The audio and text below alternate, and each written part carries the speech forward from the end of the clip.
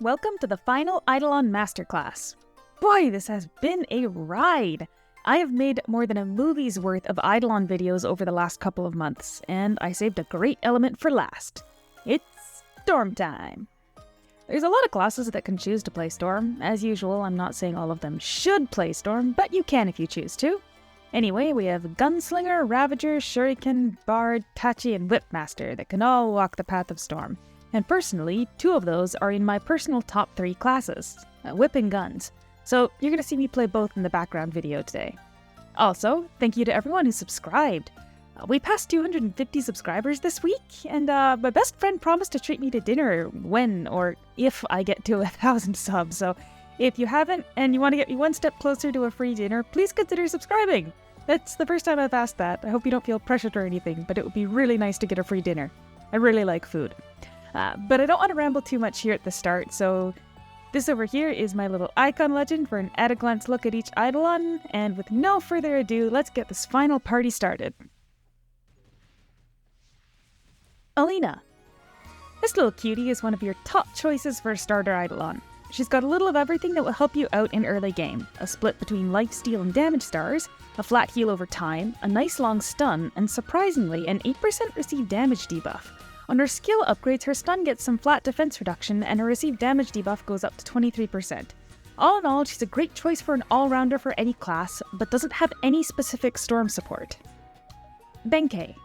Without any work on your part, you can get a free Benkei fragment just for logging in on the right days with those fabulous login boxes, and he drops frags generously in Temple of Eidolons as well, so you're gonna get this guy pretty fast. Sadly, he's a bit of a confused guy.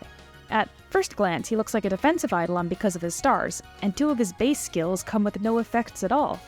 But then, if you choose to upgrade his skills, one of them gets a 10% dual drive, that is, a chance for double damage, and the other is a dot with 20% received damage debuff. Again, no support here, and with a kit this uncohesive, this wandering guardian has probably wandered too far. Uzuriel. Just like Benkei, Uzuriel's skills don't all come with an effect. This is pretty common for the oldest Eidolons, as it seems they settled into Eidolon kit construction a little later into development. The good thing about Uzuriel is that you can easily get her to 3-star by leveling up 3 characters, since every character gets 1 key for her, and at 0 investment, she makes an okay buffer with a crit rate and crit damage boost in her base kit. Her stars are also fine enough for lower level players. However, her debuff is flat evasion, which doesn't help that much at low levels. I would not recommend upgrading her skills, as though she does have 15% damage received debuff, she doesn't have any storm support, and without that, there's no way to justify investing that much into her. But she does have a 5% defense reduction token. All in all, she's an okay Eidolon for just starting out, but would be quickly outclassed once you start building properly. Yarnaros. This angry-looking dragon guy is another very early game choice for damage support. He's got a 15-second flat damage buff for you, which isn't bad early on. His stars are also, like Uzuriel, passable for use. I don't recommend upgrading his skills though. The first only goes up 20% crit damage buff, which Uzuriel has with no investment needed, and his other is storm damage for himself. His token has a 50% healing reduced debuff, but there aren't a lot of healing bosses in early game that you might need that for. A special note on getting him though, he is obtainable with soul boxes. You can trade tokens, which you get from every quest you complete, with class masters in Navia for ancient Eidolon fragments, which you can then fuse with a soul box to make a frag, making him very easy to obtain in early game with no extra grind. Cyril. Way back in the day when Cyril was first released along with the guild instances where you can farm him, I was one of the first people on our server to get him. First day if I remember correctly. You can't fact check that now, so you'll just have to take my word for it. Anyway, he has double healing buffs. One is a shield that recovers 40% of received damage after being hit, and a flat heal that heals over time.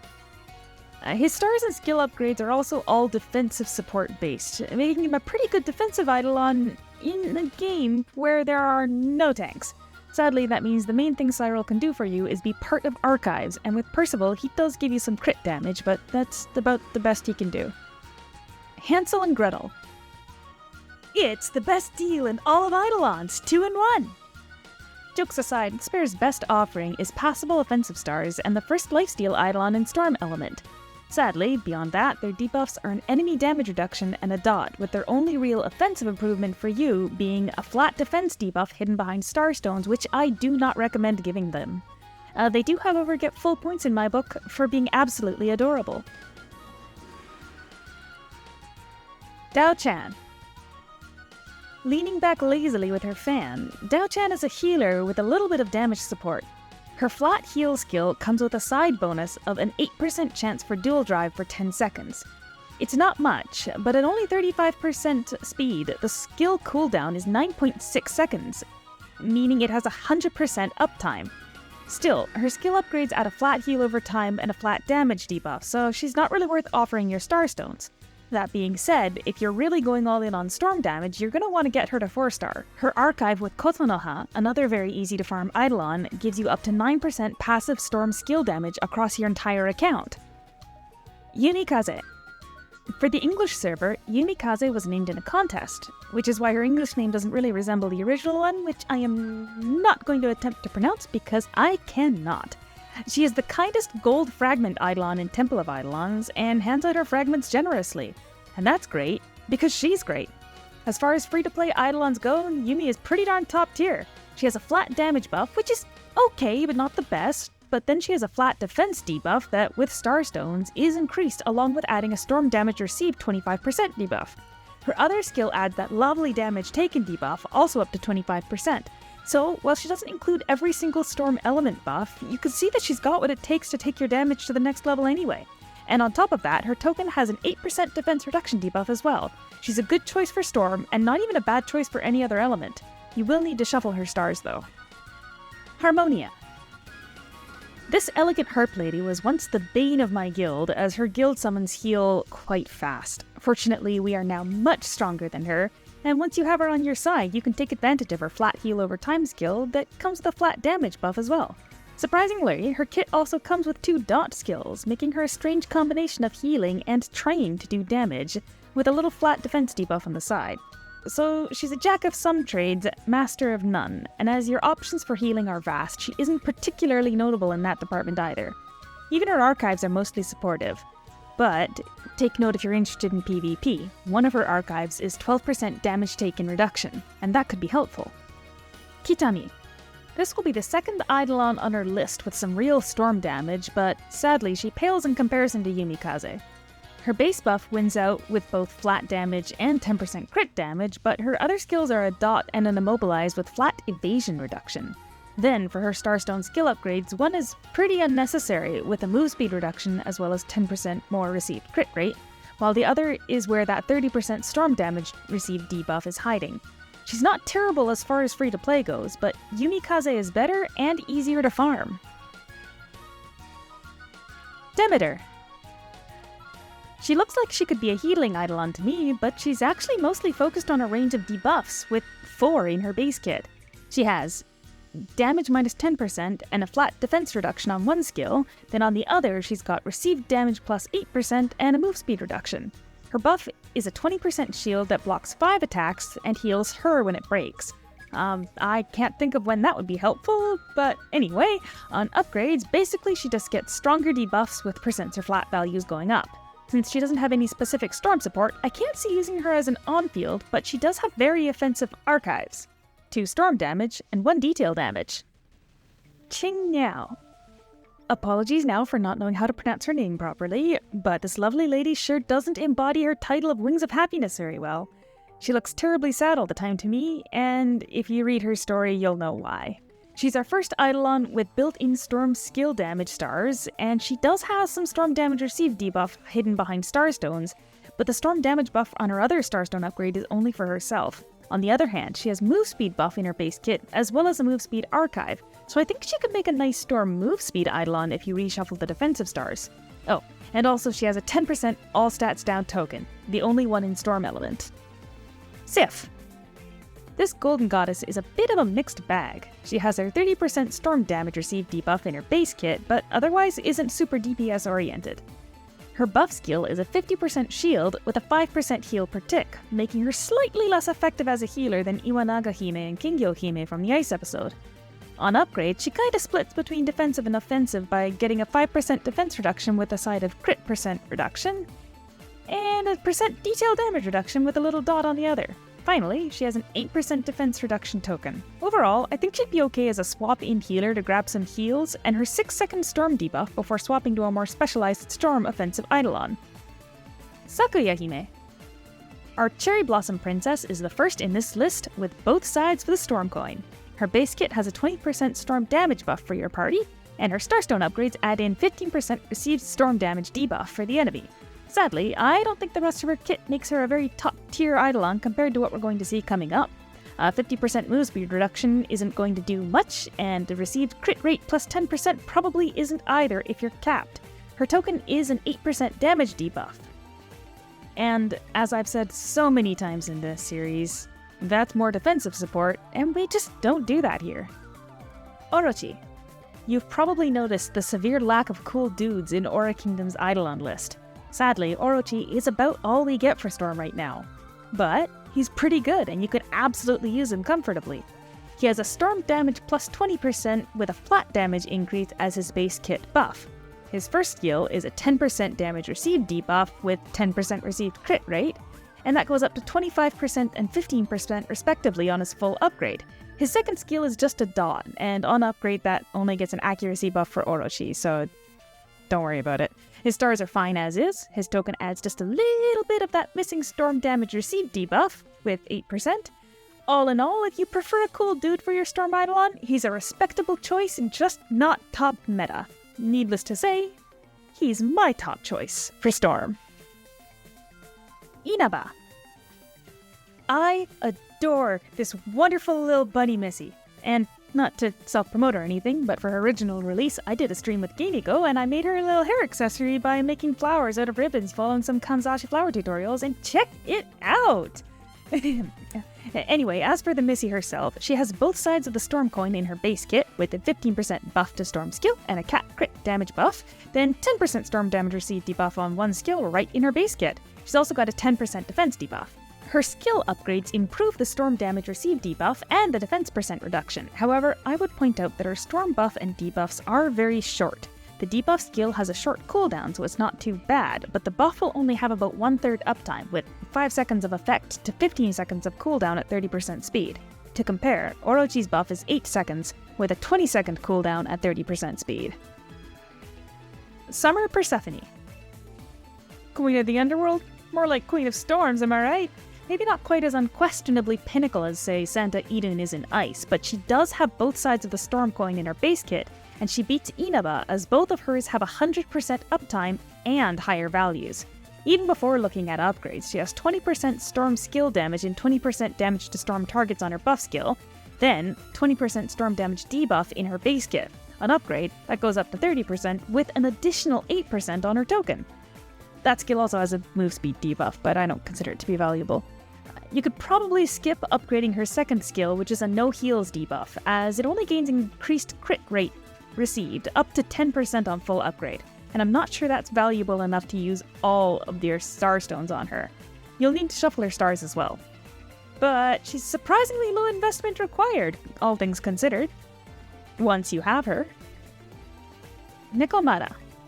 This wagashi-loving kitty yokai hops around on an ornate hydrangea mizumanju with a shelf of sweet treats behind her, but she's not exactly sharing. She does have a 20% storm damage buff in her base kit with a 10% move speed buff to sweeten the deal, and it's got better uptime than both Inaba and Orochi, but not Summer Persephone. One of her debuffs is also the coveted damage received debuff, but she's missing the storm debuff. The good news is that upgrading her damage received skill adds up to 20% defense reduction as well, if you need that much to hit cap percent reduction. But her other skill upgrade isn't great, just increasing received crit rate from 10 on base to 15 at full upgrade, plus 10% crit damage received. Her token adds a further 30% crit damage received. All in all, she doesn't seem like a bad choice if you can get her, but she's lacking in a few ways, including the fact that she has made me want wagashi and I can't get any right now. Hestia. I originally thought Hestia was holding a paintbrush, but it's actually a broom with a seat to ride, so she's got some witchy inspiration, despite being the goddess of the home. And sadly, as a completely defense-focused Eidolon, that's where she's staying. She's got 0 offensive support. Her buff reduces your received crit damage by 20%, and her base kit is just a stun and enemies damage minus 10%. Starstone upgrades add nothing else to increase damage. Her most notable feature is 15% armor piercing in her archive with Eris, which will help. In exactly 4 dungeons at time of writing. They're endgame dungeons, but still, it's a crying shame because the detail on her outfit is wonderful. Percival. This elegant knight seems to have a bit of a mixed kit. At base, she has a very powerful lifesteal skill that can easily have 100% uptime, but her debuffs are only a dot with move speed reduction and an immobilize. Upgrading her immobilize skill adds both 30% storm damage received debuff and 20% received crit damage debuff. That should also get nearly up to 100% uptime as well. I have her at 22% speed with no gear, and it's 6-second effect for a 7-second cooldown. So yeah, it should be easy to get that down with some speed gear. I'm not sure the other skill is worth upgrading since it's just more dot and move speed reduction and won't add to your damage. Sadly, this means that while she looks excellent, she's not necessarily a top-tier meta choice, but an extremely comfortable healer that doesn't have negligible support on upgrade. She just needs a lot of investment for less output than Summer Persephone. Summer Iwanaga-Hime. I think someone in the dev team really likes Summer Persephone because continuing the trend of somewhat underwhelming kits, Summer Iwanaga-Hime doesn't even have any storm support. In her base kit, she has a flat crit rate and 20% crit damage buff, which is okay uptime. For debuffs, she's only got 6% defense reduction, which is worse than just Yumikaze's token. Her upgrades add more defense percent reduction and received crit damage up to 20%, but watch out, second skill upgrade is her storm damage and her crit damage, not yours. Her archive isn't terrible with armor piercing and crit damage, but she's matched with other rare seasonal Eidolons, meaning that those buffs are locked behind some pretty heavy investment into 3 seasonal Eidolons. It's a shame too, because her lovely summer dress is one of the most tasteful summer Eidolons we have, in my opinion. Well, that was rather lackluster as an ending, but to summarize, Summer Persephone is still the reigning queen of the storm, bringing the most any single Eidolon in Storm has to the table. Inaba has all the storm effects you could want, but both have relatively short uptimes. Orochi is a good choice if you like cool dudes, and he also has the damage received debuff, though he lacks storm damage received. Percival is a comfy pick with 100% uptime lifesteal and storm support on skill upgrades. Yumikaze makes for an excellent free-to-play choice with high investment. Diao Chan has a very free-to-play friendly storm skill damage archive with Kotonoha, and Alina is a pretty good starter for any class with a long stun, good debuffs, and helpful stars for newbies. But I'm not satisfied with that. Santa Idun was a complete package in the Ice Element, and there's barely any classes that want to use her. Meanwhile, Storm has so many possibilities and nothing that exactly meets the level of everything in one. So let's take a moment to check out the future Eidolons that are coming to the Storm element and see if we have anything inbound that can hit the mark.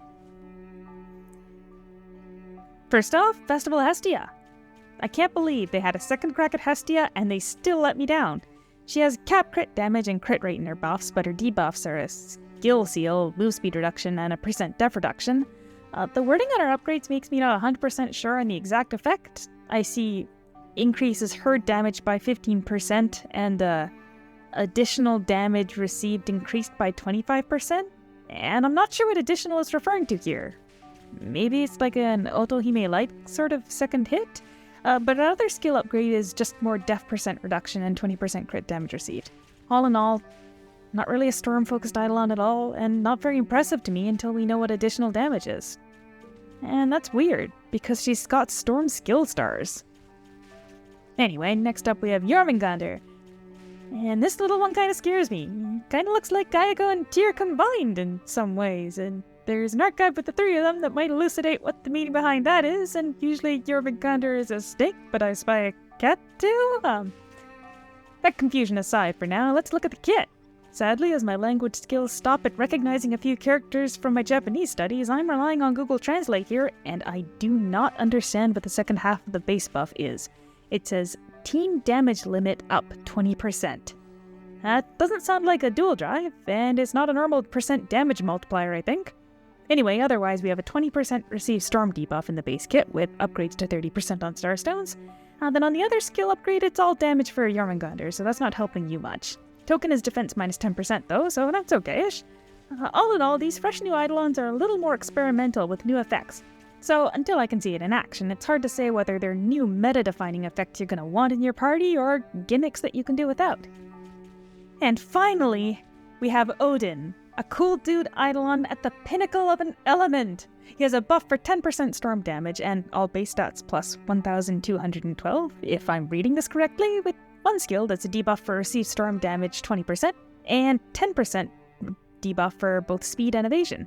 The other skill is a stunned or immobilized, not 100% sure, but on skill upgrades, that debuff skill goes up to 30% storm and 25% for speed and evasion, while the second skill gains a damage received debuff up to 20% and 20% more received crit damage. To top it off, he has a token with 12% more storm damage received on it. The only concern I have is that I'm not 100% sure on how valuable 1,212 to all stats will be. It's not nothing, that's for sure, especially since it's base, which means it would increase all your overcap values, but it doesn't appear to scale up with level based on how it's written as a value and not a variable in the database. And with that, we have finished this massive undertaking. What's next? Well, we have a fresh new eidolon, the Kitami, who I haven't reviewed yet, so I'm thinking of putting together a quick short about just her. I'm also thinking of releasing some shorts on just the best eidolons for each element, since these videos are, long, and feature a lot of eidolons you probably won't use. I also got a request last time for a more detailed video about how the stats work, and whew, that is not something I think I could make into a good video. And I don't think I'm necessarily the best person to even try and make that digestible in video form. But I will noodle around with the idea and try to make it beginner-friendly. Probably at the expense of the minutiae that would benefit more experienced players looking to min-max.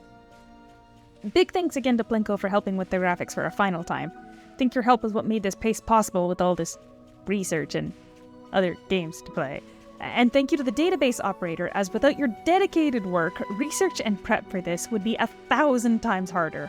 And finally, thank you to everyone who took the time to watch or comment. I'm just doing this for fun, and I wanted to share some intel on a game I've been in love with for nearly a decade, but I'm happy if you found some value in this work. So, catch you next time!